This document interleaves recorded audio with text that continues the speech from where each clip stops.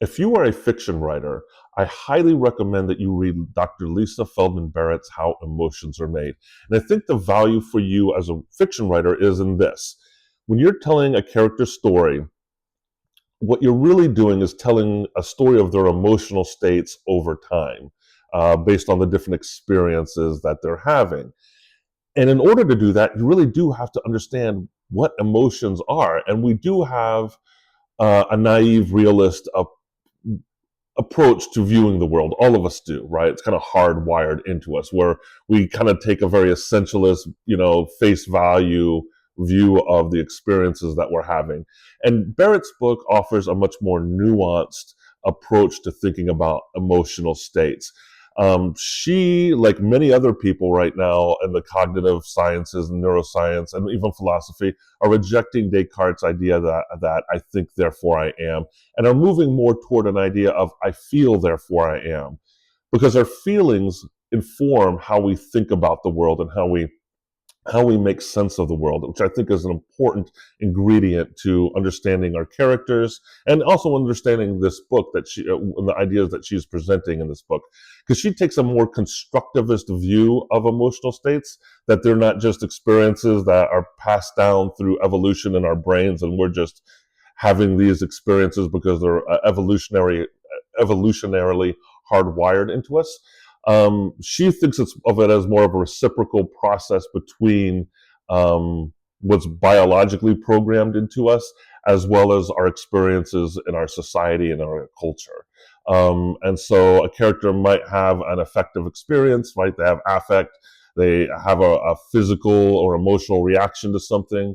Then they make sense of it through conceptualization. Maybe they have some categories in their head that they identify with that emotional feeling that they're having, and that feeling they're having, coupled with the conception of the feeling, kind of creates this category, and that category is an emotional state.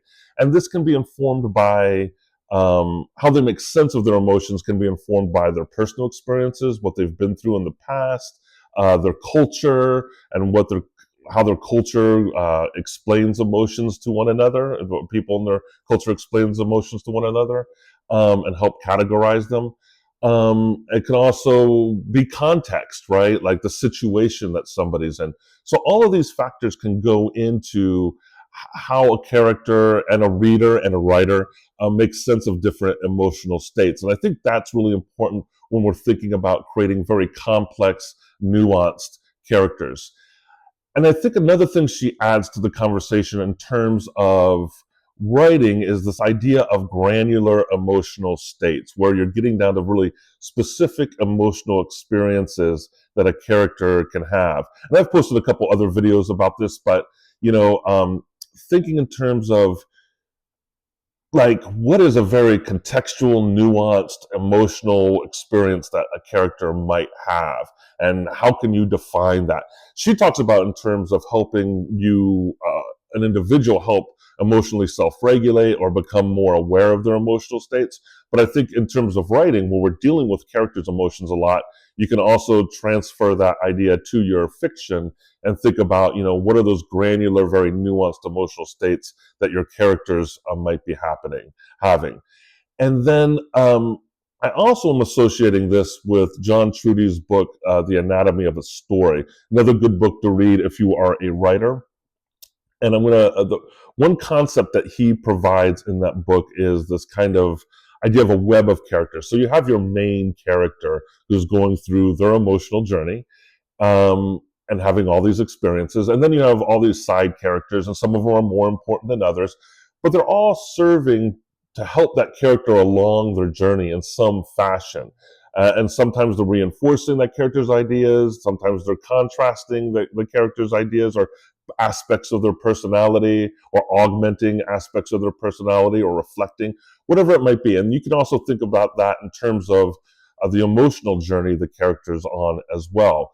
So, for example, pulling from that granular emotional state idea, maybe you have a character who's mentoring your main character, and they share a story about a very granular, specific emotional experience they have. Well, that main character is receiving that story and adding it to their catalog of emotional experiences that they can then draw from later when they're trying to make sense of some situation in their that they go through in the arc of their story. So just some thoughts about Barrett's book, How Emotions Are Made. I'll probably post a few more videos about this book and ideas that it's generating for me as a writer in terms of how to develop characters and deal with characters' emotional states in their in my writing. And I will also finally add that it all does come back to the idea of empathy, because when you're doing this exercise or thinking about this in terms of your own writing, you have a reader, right? And when you're characterizing certain emotional states for the characters in your writing, that's being transferred to the reader too. And so they're collecting those additional nuanced, granular emotional states to add to their catalog of emotional states that they can draw from too when they have different experiences. And that gets back to the cultural aspect of how we construct emotions.